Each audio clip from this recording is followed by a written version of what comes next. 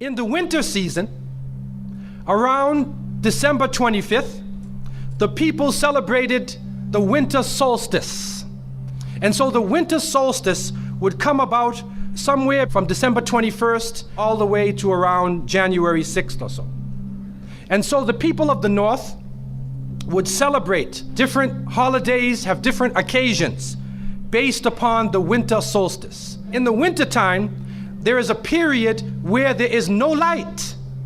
You are literally in darkness 24 hours of the day.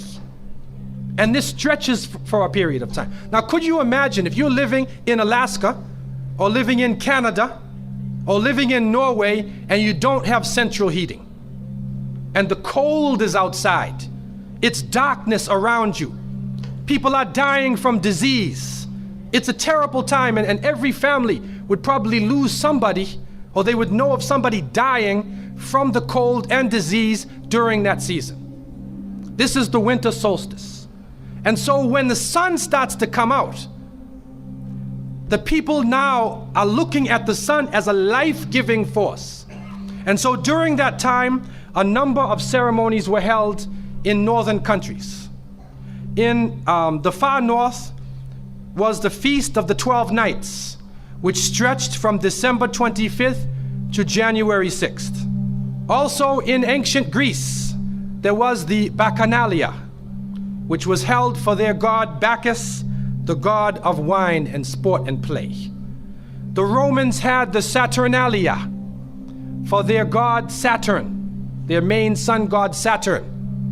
And so you find during these times that the people held ceremonies in the north. They would burn bonfires. The light was important, the fire, because the fire represents the light, the life-giving force for those who worship nature. Also in the north, they recognized that there was one tree that despite the cold would still remain alive, the evergreen tree, the fir tree. And so in some cases they would take this fir tree, believing that there was powers of life within the tree, and they would put it in their homes, set it there and put a light on the top of it, or burn them in the front, or they would make mistletoes and put them over their doorways, a type of what we would call ta'weez or tamima. It is an amulet. And they would hang the amulet over their doors, hang the amulets in their home, hoping that this fir tree, that this so-called life-giving force would protect them from the danger of the winter. And so their ceremonies developed around this. And this went on for hundreds of years. We also find in the ancient northern countries, and the Druids of the north, they carried out special ceremonies surrounding the mistletoe and surrounding the fir tree and the beliefs, and they would meet within circular areas. And they had a secretive cult that spread throughout the far northern countries. One of the interesting individuals, and you can look this up if you can find it in the dictionaries or encyclopedias, is a man called Mithra or Mithras. This is a very mysterious character. And when you look at history, you find that this individual called Mithra was born on December 25th. His day of the week was the 7th day of the week, that we still call Sunday.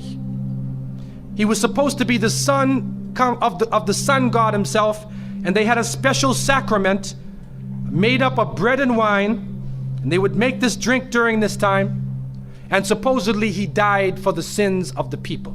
Sounds familiar, doesn't it? But when you try to find Mithra or Mithras in the encyclopedias, they, through state intervention, erased the name. Why is this? That is because after the time of Jesus, Isa alayhi salam, when the message began to spread and they went north, and you'll see within historical writings that Barnabas, one of his disciples, met a man named Saul or Paul, who later called himself Paul. Paul said he saw Jesus on the Damascus road, and he went to the disciples, but the disciples turned against Paul. Only Barnabas stayed with him. But when Paul and Barnabas went into Greece, Barnabas left him. Now, what is the reason why they all left him? What are the concepts coming through Paul? Many people say, well, they left him because he was Saul before and he used to torture the early followers of Isa alayhi salam. But also you can see, and if you look at present day Christianity, that most of the concepts of the Trinity, of the blood sacrifice, the original sin, and most of the concepts which relate to more than one God are coming through Paul. The preachers are quoting Paul sometime more than Jesus during their sermons. And so Barnabas left Paul. And somewhere in the early days, in Rome or Greece, somewhere in that area, those missionaries who were teaching the teachings of Jesus, Isa alayhi salam, met with this force coming from the north. And so you will see in ancient Roman history that in some cases the Roman emperor would go out to the Colosseum and the gladiators would be fighting each other and everybody's cheering for the gladiators. Sounds like one of our football games. They would go to the Colosseum, right? And the gladiators would fight. And then if one of the gladiators was down, and they would look at the emperor, should I kill him or not? And if he wanted to kill him, he would go like that, right? You know, that sign down. If he said keep him alive, he goes like this. You know how we use it today? Yes. Okay? He gives that sign. Okay? One of the terrible things happening during these rituals at the Colosseum is that they would bring the Christians out, literally men, women, and children, and feed them to hungry animals. They would take a hyena or a wolf or a lion and get it hungry and crazy and beat it and throw raw meat at it and then send it out on the people, and they would literally cheer and watch as the animal ripped the bodies apart. This is a terrible culture. Tear the bodies apart. And so somewhere along the line, somebody who couldn't take the torture, who felt that maybe we can win these people over, made a compromise. And you start to see changes going on from the early part of the Christian era in Southern Europe, where the major ceremonies held by the nature worshiping people are combined with Christian names and Christian ceremonies, and therefore what comes forth to us is a mixture with the two streams coming together, where you get a monotheistic name or a monotheistic character with a pagan ceremony. And so the mixture of this together is what is giving us the present day holidays that we see. Number one, we understand that Isa alayhi salam, according to the different reports of the different scholars in many religions, he was not born in the cold weather. History shows us that he was born during the warm weather. Even in the Christian traditions, they have the belief that the shepherds were tending their flocks outside. And in Palestine, you cannot keep your flocks outside. In the wintertime, in the evening, you bring them in because it's cool at night. And so it was the warm weather. It was also the time of the taxes in the north. In the story coming in the Quran, when we see the mention in chapter 19 in verses 24 to 25, and we see the mention of the story of Mary, because it is the belief of the Muslims that Maryam, may Allah be pleased with her, was a virgin, and she had dedicated her life to the worship of one God, prayer and fasting, and by the power of Allah, that the Creator breathed His Spirit into her, and she conceived Jesus. He said, be, and it is. She conceived Jesus, Isa alayhi salam, without a father, without a man. That is a belief of Islam. It is also a belief that when she felt the pain of the pregnancy, that the angel came to her and told her to go outside of the city. She went outside of the city to a remote area, and there she found a palm tree, and she found water. And it was speaking about rutub, janniya. It was speaking about a type of rutub, or a type of dates. And those who know, who have lived in the desert area, know that when the dates become ripe, when you start to see the color of the dates change, because dates are not brown, you know. Dates are originally red and they're yellow, they're other colors, but they turn the brown. It's at the height of the heat that the dates become ripe. And so it's at that time that she gave birth to Isa alayhi salam. So from different points of view, different historical points of view and different religions, we understand that Isa alayhi salam was not born during the winter season. He was born in the warm weather. So who was it that was born in the winter season? What is that? Who is that character now? Let us become detectives and try to find out the answer to this problem. Number one, you have to understand this concept of Saturn, the concept of Bacchus. When they are portrayed by the different artists who drew pictures of them or the sculptures, they're usually portrayed as a heavy-set man with a white beard. And when in the Sistine Chapel, Michelangelo drew his picture, you could see the long flowing beard, and there are actually pictures of this man on a sled being drawn by snakes with wings. Snakes with wings. Snakes do not normally fly. But in this case, the snakes have wings, and the heavy-set man is on his sled being drawn by these flying animals. Sound familiar to you now, doesn't it? He's being drawn by the flying animals. He's performing miracles. He's coming out on December 25th, which is not the birthday of Isa alayhi salam, has nothing to do with Christianity. It is the time of the Bacchanalia and the Saturnalia, and he is representing riotous fun, drunken revelry. And so what happens on Christmas, the Christmas season, especially in America, people today are not even thinking about Isa alayhi salam. They're not even thinking about Jesus. They're looking how they can get drunk. On Christmas, what is going on? In the Caribbean and many parts, if they offer you a Christmas pudding or Christmas pie or Christmas drink, watch out. Because it's probably laced with rum or wine. That's the spirit of the season. Now, this riotous occasion that was going on went so far that the Christian church banned it. And the Church of England, according to historical sources, actually banned it all the way to 1647. It was prohibited in England to celebrate Christmas because they saw Christmas as being a pagan holiday. This is an official position taken by the Christian church, the Church of England, who were known at that time as Puritans. What happened was an individual was superimposed. A name was superimposed. We hear about the name of Saint Nicholas. Saint Nicholas. Now, Saint Nicholas himself is actually coming from the ancient writings of Beowulf.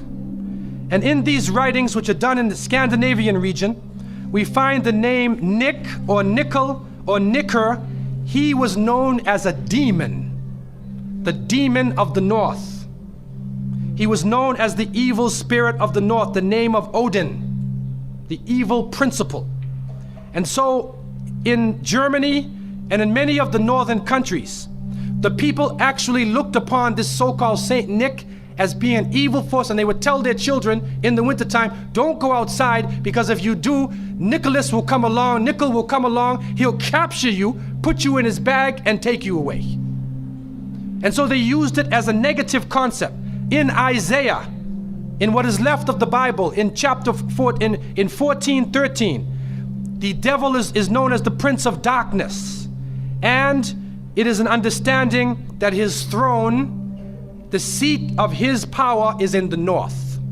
Somewhere in the north is the seat of power of this evil.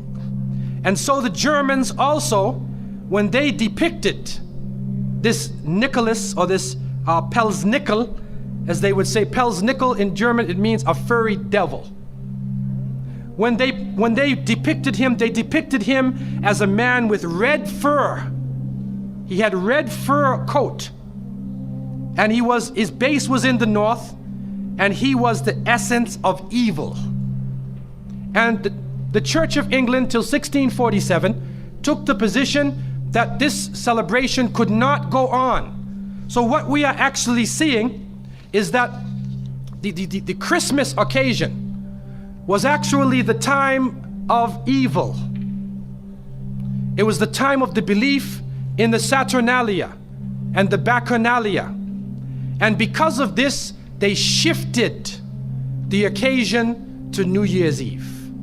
They shifted all of their feelings and their merriment and their evil to New Year's Eve. Now, before we go to that, looking back at Christmas, what is happening now in Christmas season? I don't know what goes on in Miami, but in the northern cities, on Christmas occasion, they put lights around and Santa Claus parades. Do you have a Santa Claus parade here? They have Santa Claus parades, and St. Nicholas is outside and he's in the streets and everybody's talking about St. Nicholas, and the poor children are taught that St. Nicholas is going to come down your chimney. Most people don't have chimneys in Miami anyway, but a 350-pound man is going to come down your chimney and bring you presents and keep his clothes white and red, and go to all of the homes in the area and put presents in your stockings and put presents under your tree, and then fly back out into space. And the father, the poor father who sweat and toiled all year to get you the presents, gets no credit for the present given to the child. St. Nicholas comes down the chimney, gives you this present, flies off into the night. And many of us were raised thinking, believing in this. Some of us would sneak into the night and look and see our father putting the present under the tree. We knew what he was doing anyway. But you went along with it, and the people say, well, you know, it's Christmas. Don't you like to have fun? You want to stop the children from having fun? What kind of people are you? But what are you teaching the children? You are using the name of Jesus, using the name of Isa alayhi salam, and you are using a figure who historically is the devil. The devil himself, wal-iyadhu billah. They are using his figure, and he has now taken over the Christmas season. Christmas now to most people means materialism. You have to buy presents for your cousins and your friends, and you got to buy about 34 presents. And you find that most American people are in debt for 6 months after Christmas. Now, where is Jesus? You get drunk, you fight, you lose all your money, the stores raise their prices. Isa alayhi salam is described as a very humble person. Most of the time he didn't wear shoes, only 1 or 2 changes of clothing. A very simple person, eating very simple food, fasting most of the time. You see what is going on? There are 2 streams now, a stream of polytheism, a stream of monotheism, and now the polytheism, the materialism, is overtaking the monotheism and standing in the way and taking over our society. And some foolish Muslims coming along from outside of in their country say, well, I just want to be an American. I want a tree too. So I said, one of the brothers said he had a Christmas tree in his house. He came for, I said, brother, do you know what the tree stands for? He said, no. Okay, I'll get a palm tree with dates. I'll make it halal, a halal Christmas tree. But brother, you have to understand what it means. You have to understand what it means. Number one, the Prophet ﷺ, when he spoke about, he talked about ar-ruqya, wa tama'im, wa tiwala. He said all of these things are shirk. That if you hang amulets thinking that this ta'weez or this amulet is going to protect you from something, then you are actually giving power to the creation of Allah and taking it away from the Creator. If you think that by making some spells, going to a magician and asking them to put a spell on someone, you want to get married, so you go to the Sahir and say, put a spell on Ali, I want to marry him. Put a spell on Zainab. What kind of marriage are you going to have if you go to the magician?